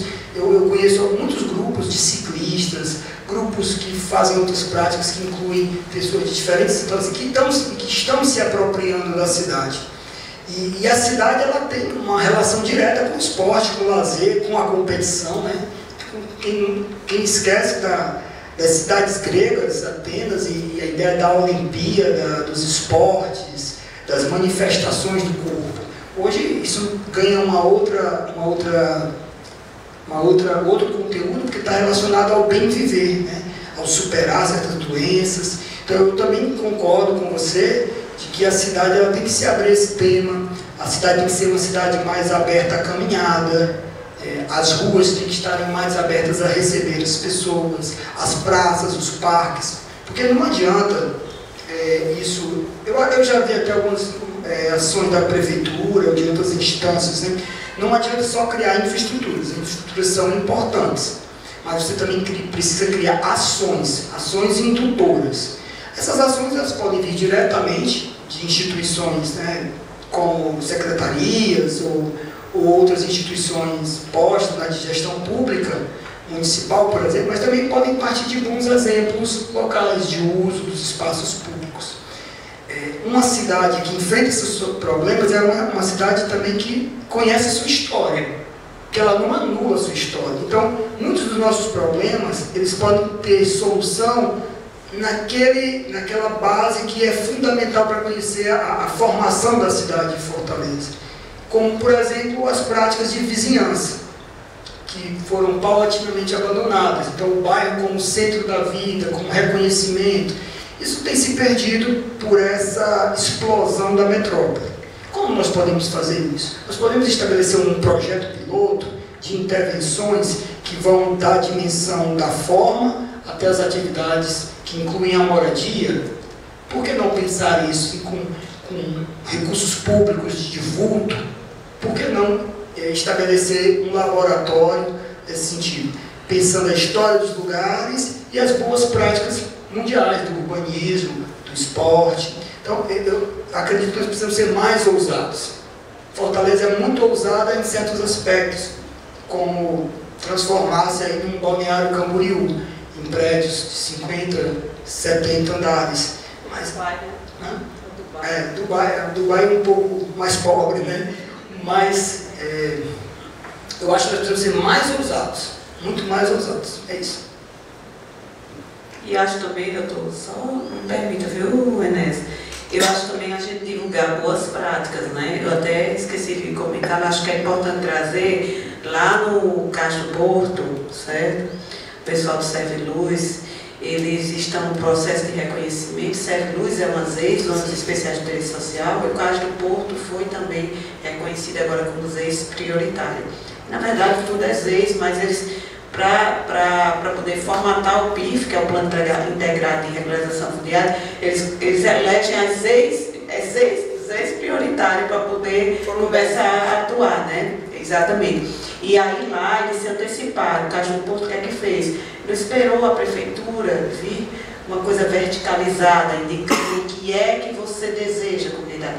Eles celebraram o plano deles, né? Então, recentemente eu fui lá, eles apresentaram, fizeram isso juntamente com o LEAB, com o Conselho de Arquitetura e Urbanismo. Então, foi uma rede de apoio, de atores envolvidos, para que esse plano viesse e vai ser apresentado, e foi apresentado nesse momento para toda a sociedade. E eu acho que é isso, a participação oportuniza que os atores, eles digam o que é que interessa para aquele território. E quem é que tem mais aptidão para falar o que interessa, senão as pessoas que estão vivendo naquele território. Eu acho que por isso que eu sou entusiasta da participação, acho que tem que haver necessariamente e tem que se considerar. E nesse período agora que estamos nas audiências territoriais de revisão do plano diretor, é bom que se chame a população para de fato participar. Muito obrigada. Mais perguntas da plateia aqui? Eu tenho algumas perguntas aqui. Primeiro, o senhor mencionou essa questão, Giovana, a questão do saneamento, né? E isso passa pelo planejamento urbano. Nós temos zonas já saneadas, é o caso dessa região aqui, né? José Bonifácio Centro, que toda ela é saneada, mas a gente vê, entretanto, a cidade crescendo para uma outra zona ali, né? Depois do Guararapes, que toda ela não tem saneamento. Então, quando se constrói um condomínio, por exemplo, de luxo naquela região, se pensa no custo privado, especulação, no lucro daquela empresa em quem vai morar, mas não se pensa, por exemplo, que aquilo ali vai ter um custo público monumental com o saneamento que vai ter que ser feito naquela região, de acordo com as necessidades desses novos empreendimentos. E o planejamento não segue essa lógica aí, e isso obviamente implica num custo estratosférico que infelizmente não está sendo levado em consideração. E você tem, por exemplo, uma região aqui ainda pouco ocupada, né? O José Bonifácio é muito construído, mas tem um adensamento muito menor e o centro da cidade, que é pouco utilizado de modo residencial também. E sobre isso, assim, eu acho que tem certas coisas que até surpreendem. Todo prefeito, quando é eleito em Fortaleza, diz que vai revitalizar o centro da cidade. E até hoje eu estou esperando para ver essa revitalização. E aí eu queria saber o que o senhor pensa disso, porque realmente, assim, o centro é onde ainda resta um pouco da nossa história, né? Um pouquinho na Jacarecanga, pouquíssima coisa na Aldeota, e essencialmente o centro. E daqui a pouco nós estamos, se a gente pegasse, por exemplo, meu avô, que infelizmente não é mais vivo, estaria agora com 100 anos, se pegasse uma pessoa que nasceu na geração dele e botasse na cidade, ele não ia reconhecer nada da cidade, porque não restou quase nenhum vestígio, né? E aí, como tratar dessa questão, por exemplo, e por que é tão difícil fazer essa revitalização do centro da cidade e também fazer esse ordenamento aí, que, por exemplo, inclui inclusive questões econômicas, como é o caso do saneamento. E para finalizar aí as perguntas, eu acho que um dos temas que tem sido ocupado muito na cidade é essa verticalização aí, com esses novos empreendimentos aí que são verdadeiros arranha-céus, aí, mais de 50 andares ou mais, desse novo instituto jurídico aí criado pelo município. E há muitas críticas, mas isso até agora vem sendo simplesmente ignorado, e algumas pessoas chegam inclusive a defender, dizendo que isso gera mais adensamento, mas adensamento geraria vantagens, como cidades que têm um grande adensamento, o pessoal gosta de citar Nova York, etc., e dizendo que isso geraria inclusive um espaço para mais diversidade, para mais, que essa concentração teria efeitos benéficos. Mas eu queria saber como é que o senhor vê quem defende isso aí, como é que vê também essa questão aí dos novos arranha-céus aí, construídos a partir desse novo instituto aí, jurídico aí, que permitiu que você pagasse um valor e pudesse construir um prédio muito acima do gabarito, que normalmente é aceito. Vamos lá, começar pela última, da verticalização, que é sempre polêmica. Há quem goste, né? Há quem goste. Eu li uma matéria no jornal que dizia que Fortaleza era carente de produtos de luxo do imobiliário. Havia uma demanda reprimida do segmento AAA, né? Uma classificação que os corretores utilizam, né? E até interessante pensar nisso, porque as pessoas às vezes pensam, mas quem é que compra? Quem é que tem 15 milhões para comprar um apartamento? Não, deve ser o seu primeiro apartamento, né? Então é um debate interessante para conhecer o conteúdo social da cidade e sua riqueza. E o interessante é que há tantos dispositivos interessantes, importantes no Estatuto da Cidade, mas Fortaleza resolve logo o outorgo-neurose, né? Existe o próprio IPTU progressivo, existem outros, como a contribuição de melhoria, que pouco se fala, que é para, inclusive, demandar de quem se aproveita de intervenções específicas, né, intervenções públicas, com recursos públicos, e que às vezes valorizam o imobiliário específico, então seria uma forma de justiça espacial. Mas não vou falar disso. Bom, primeiro, a verticalização dos termos que nós encontramos aqui, na verdade, é uma monopolização da qualidade de vida na cidade e dos espaços bem dotados de infraestrutura. Então, você constitui naquele espaço, porque tem uma resposta econômica e imobiliária imediata, aonde a municipalidade, se vocês tomarem os últimos 20, 30 anos, a municipalidade injetou bilhões de reais naquela área, em qualidade paisagística, em obras, inclusive de aterros. Então isso é recurso público apropriado por poucos, isso é uma questão sensível. Não vejo como algo que dinamiza a economia da cidade, não enxergo dessa maneira.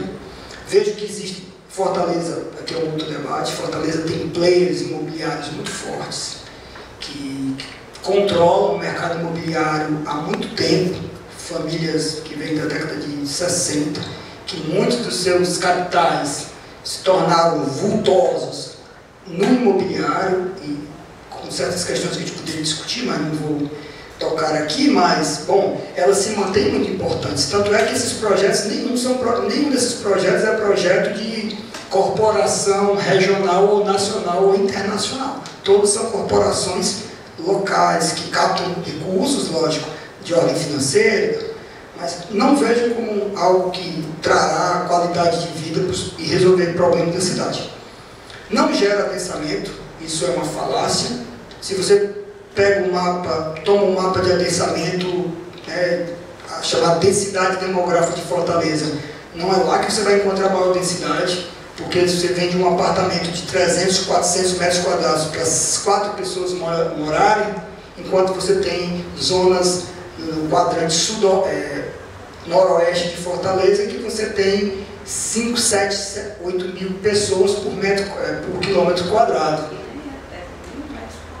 Pois é, 1000 metros quadrados, imagine só. Então essa história do adensamento é adensamento construtivo, mas populacional não é. E outra coisa, não valoriza a diversidade social. Todos os projetos, inclusive o plano diretor de São Paulo, que foi constituído, que foi colocado como um avanço, ele propunha que nos grandes corredores de circulação construísse moradia, mas moradia diversa, para diferentes setores sociais. Eu, infelizmente, ou talvez felizmente, não tenho dinheiro para comprar um apartamento de 15 milhões. Eu não sei quem tem. Então isso não vai fomentar a ocupação diversa da cidade, muito pelo contrário. E isso está muito associado a um termo que um geógrafo americano fala, que é a destruição criativa. Chega um dado momento que é preciso destruir para renovar, para outros negócios virem, né? Mas é um debate que a cidade tem que fazer. Me parece que não vai mudar, isso vai se colocar como padrão, assim como a própria Constituição do que hoje nós temos na beira-mar. Eu sou pessimista em relação a isso. Em relação ao centro, né? O termo revitalização é polêmico. Se o professor José Mozart, que é o Brasil, tivesse querido, porque só perde a vida quem já morreu, né? Mas esse termo aqui não é meu, não, é todo prefeito. Pode ver a campanha. Mas isso é ideológico. Está lá entre as trocas. É ideológico, porque já está morto, então o que está morto eu posso fazer o que quiser, inclusive enterrar e plantar uma árvore por cima. Na verdade, o centro ele é muito dinâmico mesmo. Talvez não tenha a dinâmica que nós almejamos, mas é, como o professor José diz, é o centro da periferia. O centro da cidade, ele é um centro que abarca não mais só a cidade, mas essa metrópole. Os fluxos de trem, né, do metrô, os fluxos de ônibus da região metropolitana convergem ainda para o centro. E há dinâmicas interessantes do centro que já estão sendo estudadas. Por exemplo, as clínicas médicas populares, quer dizer, esse serviço de saúde, que ele tem uma cobertura regional. Ele dá conta tanto do estado do Ceará como do estado do Piauí e do Rio Grande do Norte. Há pessoas que vêm para consultas e exames a baixo custo ali no centro, ao lado da Santa Casa de Misericórdia, aquela rua principal. Há também serviços de educação noturna, muitas faculdades, universidades, sobretudo os trabalhadores à noite. E há também aquilo que às vezes nós queremos esconder, mas faz parte da paisagem urbana de Fortaleza, que é o comércio na rua. Quem planejou aquela dinâmica ao redor da catedral? Alguns podem discutir que é feio, que é bagunçado, mas aquilo ali gera uma dinâmica econômica que tem, vamos discutir, tudo bem, a legalidade, mas tem gerado ali um recurso que nenhuma outra atividade planejada fez. Então, não é pensar o ilegal como bonzinho, não é isso, mas é pensar o que aparece. É isso que alguém que estuda certo fenômeno tem que fazer. Como aquilo surgiu? Qual é o seu sentido? E há muitos projetos interessantes. A própria moradia é um projeto interessante, os colegas da arquitetura sempre com bons projetos. Retrofit, adaptar, né? Porque os lotes do centro são lotes antigos, do século XIX. Esse dado não é difícil, mas eu acredito que algumas ações elas são muito interessantes. Dentre elas, eu acredito que o que foi constituído há pouco tempo, da Pinacoteca, da Estação das Artes, foi uma ação elogiável. Também não dá para falar só mal, né? Vou elogiar também. Quem não visitou, é um espaço muito interessante. Precisa de melhorias, precisa se abrir mais, precisa levar mais pessoas, precisa se popularizar. Mas eu acredito que a gente tem que entender que a cidade também mudou. Hoje, Fortaleza é uma cidade policêntrica. Até os anos 70, 1970, o principal espaço da cidade, de comércio, de atividades, de serviços, era o que a gente chama de centro histórico. Dos anos 70 para cá, isso explodiu. Você tem a Aldeota, você tem Messejana, você tem as Seis Bocas, você tem São Gerardo, você tem o Montese, você tem centros metropolitanos. Então, essa é uma transformação da metrópole. Mas isso não quer dizer que ações podem valorizar e potencializar o que há, né? Inclusive, eu vou convidá-los sábado, a partir das 8 da manhã, lá no Palacete de Jeremias Arruda, sede do Instituto, do Instituto Histórico e Geográfico do Ceará, coordenado pela professora Clélia Lustosa, vai partir as Trilhas Urbanas, que é um projeto de extensão que acontece todo ano e que uma edição especial se dá no aniversário de Fortaleza, 4 trilhas temáticas para circular pelos espaços públicos, históricos, e para fazer um diálogo sobre a cidade e sua apropriação. É gratuito, não precisa se inscrever, chega lá às 8 horas e está lá. É um projeto que quem quiser demandar, se você quiser demandar para fazer com um grupo aqui do Ministério Público, lá no centro da cidade, no sábado, nós temos N bolsistas que podem fazer tem um que termina lá no cemitério São João Batista, espetacular. Fortaleza, cidade, vida e morte. Espaço aqui. Só chegar no sábado. Lá nós nos encontraremos no Instituto, que fica ali perto da Duque de Caxias, perto do Banco do Brasil, ali na Praça do Carmo. Então nós vamos sair de lá e vamos fazer 4 percursos diferentes. Aí você escolhe, podem divulgar, é gratuito. E por fim, sobre a questão da expansão da cidade, eu concordo, acho que o Giovanni já tocou aqui nos elementos. Você menciona dos condomínios, a dimensão dos condomínios é uma forma de moradia de classe média que ganha força, os condomínios clube, que já existem muitos estudos que tendem, resolve o problema, né, da classe média, aqueles que querem ter aquela segurança, ter comodidade, mas para a cidade como um todo é um grande problema. E eu digo isso porque moro e vejo lá os problemas que a gente tem de não viver a cidade. Eu tento fazer isso com meus filhos, mas não sei se tenho sido muito competente. Mas pelo que eu analiso, às vezes a gente vive como se fosse aquele filme do Mundo de Truman, né? Vocês já assistiram aquele personagem que só depois descobre que nasceu e cresceu num reality show e que o mundo não é o que ele pensa, né? Mas que esse movimento do mercado imobiliário é um movimento comum, é um movimento que eles têm, sempre buscando terras mais baratas, né? Transformando terra em hectare, em terra em metro quadrado, porque aí os ganhos são muito grandes, né? Eu acho que, nesse sentido, nós teríamos que ter um plano diretor mais restritivo, que nós aparentemente temos, mas pouco executado.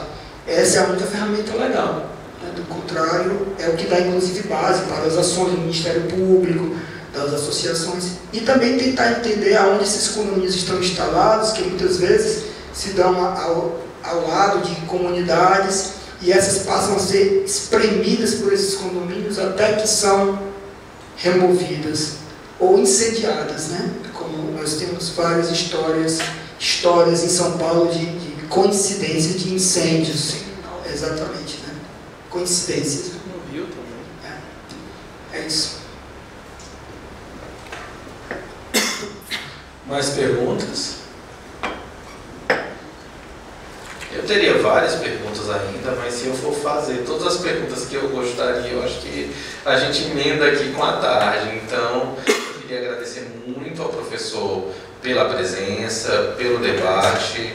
Achei ótima essa ideia, inclusive, dessas caminhadas aí. Acho que a gente podia até depois ver aqui convidar membros, servidores e colaboradores do Ministério Público para fazer uma caminhada dessa, talvez pelo centro, né? Talvez fosse interessante aí pelo centro da cidade, conhecer um pouco da nossa história. Um dos nossos papéis, inclusive, é defender o patrimônio histórico e cultural. Esse é um grande drama aí. Então, convidar, por exemplo, os promotores, servidores colaboradores do meio ambiente, obviamente, convite a todos, para conhecer um pouco essa dinâmica. Uma coisa é discutir uma audiência pública e lá, outra coisa é fazer uma caminhada aí, com pessoas que realmente conhecem do tema. Então, acho que é uma excelente ideia colocar à disposição aqui, juntamente com o Causa Cidadania, organizar uma caminhada dessa específica com esse grupo. Acho que seria excelente. Agradeço muito por ter vindo aqui, por nos trazer aqui. Daqui ano que vem vamos ter eleições municipais, e eleições municipais são o momento mais adequado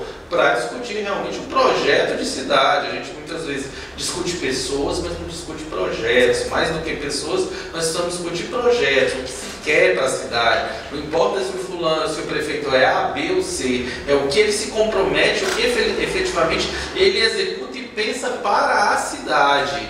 E nisso a população tem um papel fundamental. Porque se a população não fala, tem outros atores que falam, e falam de muitas formas, né? Então, e se nós temos o poder do voto, nós temos sempre também o poder de influenciar. Nós só precisamos nos organizar melhor e saber defender uma pauta. Afinal, se nós não fizermos as nossas cidades boas para nós mesmos, o que nós vamos fazer, né? Elas se tornaram prisões.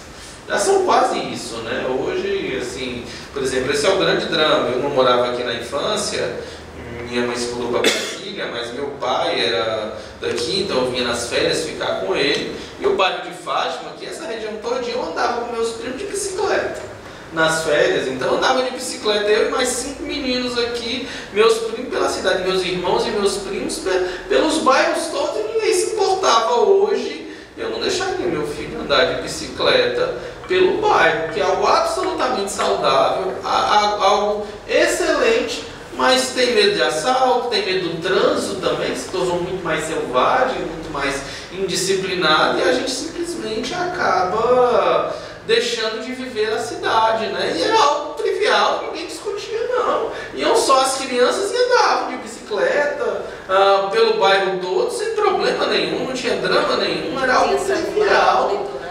Não tinha celular para monitorar, não tinha nada. A gente ia e todo mundo sabia que a gente ia voltar e que a gente estava junto e que não ocorreria um acidente, mas para a gente ver como a cidade mudou também, eu acho que são outras coisas que são importantes. Porque a gente precisa pensar a cidade hoje para a cidade para o futuro. Meu pai era ali, a família dele toda do bairro de Fátima, não, daqui, né? Bem aqui do lado. E ele ia para o Santo Inácio, onde ele estudava de bicicleta, né? Naquela época já, e ele contava que ele jogava futebol na 13 de maio. Jogava futebol, e ele disse que era meia hora para passar um carro. Está falando de algo que ocorreu o quê? Há 60 anos, mas meu pai é vivo, é a experiência que ele conta, né? Então ele jogava futebol na 13 de maio. Você imagina hoje chegar uma bola, a pessoa se atropelar, tem uma chance assim enorme. E o pai dele alugava uma casa de um pescador para passar as férias, às vezes, uma casa de tarde, uma casa simples, adivinha onde? Na beira-mar. Aí você imagina, a casa de praia era na beira-mar, que onde tinha grandes ondas, inclusive era um mar muito revolto, porque não tinha as intervenções do aterro. Isso passa também pela urbanização, mas passa também pela questão do porto, né? Então, é só para ver, se a gente não pensar a cidade hoje, daqui 20, 30 anos, nós não vamos legar uma cidade adequada para a nossa velhice e não vamos legar uma cidade adequada para os nossos filhos. E aí vamos criar filhos cujo sonho é ir morar em Portugal, ou em Miami, ou seja lá onde for, sendo que nossos vínculos, nossa história estão aqui, nossos afetos. Nada contra viajar é maravilhoso. Eu acho que até para você valorizar o seu lugar é bom conhecer o outro lugar, mas esse ímpeto de mudar porque o nosso é ruim, isso é algo muito ruim, e ele se trata isso como se não fosse nossa responsabilidade construir a cidade que nós queremos, cidades bonitas, assim. Não é bonita a beira-mar só, porque é outro drama, né? Todo prefeito reforma a beira-mar, é um negócio impressionante. Troca o piso da beira-mar, depois muda. Eu lembro que o Juraci trocou o piso todo, aí veio a Luiziane, fez uma reforma, aí o Roberto Cláudio, para nominar mesmo aqui, todos fizeram intervenções grandes na beira-mar e outras zonas importantes da cidade continuam sem uma intervenção adequada, sem um espaço. Nada contra a beira-mar, é um espaço também de todos, né? É importante dizer. A gente precisa de mais espaços públicos, mas por que é que os investimentos se canalizam prioritariamente e reiteradamente destruindo e reconstruindo sempre, né? O mesmo lugar se destrói, se reconstrói, se gasta uma fortuna e de novo. E a gente precisa da cidade toda para todo mundo, né? Até porque a cidade hoje ela vive em ilhas, né? Hoje, por exemplo, as pessoas que estão na Parangaba vivem a Parangaba, não vem mais. Vem muito pouco aqui para as outras zonas, e o espaço público quase não é aproveitado. Quando muitas praças, essas sim são aproveitadas, mas parques muito pouco, o espaço de lazer muitas vezes acaba sendo shopping, que também virou. Eu lembro quando eu ia há 20 anos para São Paulo e eram os shoppings dos bairros, né? Então tinha o shopping do bairro do Morumbi, o shopping de Genópolis, e as pessoas viviam aquela zona da cidade de Fortaleza do mesmo jeito, né? Você tem o Shopping Kennedy ali, o Shopping Rio Martins, as pessoas vão ali, o da Parangaba, o de cada bairro. Bom, nada contra, as pessoas podem usar o shopping, a gente mesmo usa, mas a gente está perdendo também o comércio de rua e a gente está perdendo também, isso é mais grave, a ocupação do espaço público. Então eu agradeço aí, queria passar aqui para a doutora Giovana, para ela encerrar, e o Ministério Público está sempre à disposição. Acho que o encerramento é entregando aqui o certificado, não é, doutor Inês? Vamos chamar todo mundo para tirar uma foto? Vamos, com certeza. Depois entregamos. Vamos lá, gente? Não, entrega junto, faz junto, tirar foto. Vamos. Certo, sim, senhor. Só uma proposta. Vamos lá. Cadê o doutor Alexandre? Muito obrigada pela sua participação. Certificado.